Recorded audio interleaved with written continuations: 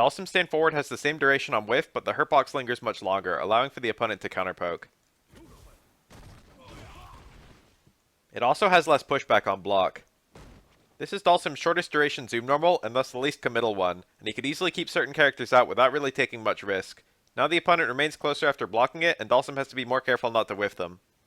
Stand Roundhouse also has a wider hurtbox just before it hits, making it more feasible to counter hit. Dhalsim players would rarely zone with Stand Fierce, which was his longest duration zoom normal, so devs actually buffed it to incentivize players to use it. It now rewards a crush counter. There's generally no combo out of it, especially from afar, but it does give Dhalsim some V-meter and a knockdown. EX Yoga Flame can now be cancelled to V-skill. With VS1, you get a new juggle to jumping forward.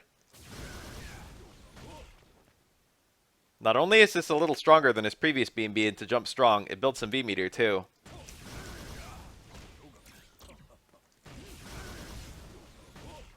Also, it's much less awkward since it doesn't leave Dhalsim mid-air. As for the VS2 cancel, it's just a safe way to get it up. EX Flame also has a bigger hitbox since it would notoriously drop after ranged light normal cancels.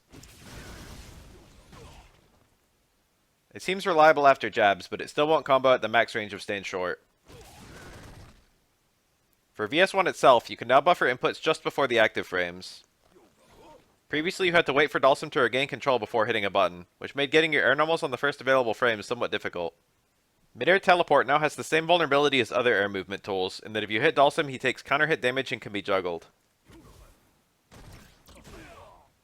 This probably won't affect defensive teleports too much, but it makes offensive ones much more risky. Dhalsim players looking for YOLO teleports out of the corner might also be punished harder.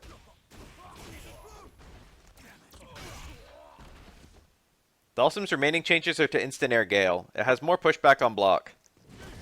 Point blank, Dhalsim is still in throw range. But unlike before, he's no longer in tick throw range.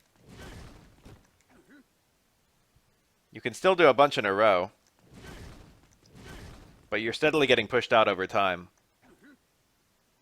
The pushback is a bit higher on cornered opponents, where it was previously the strongest.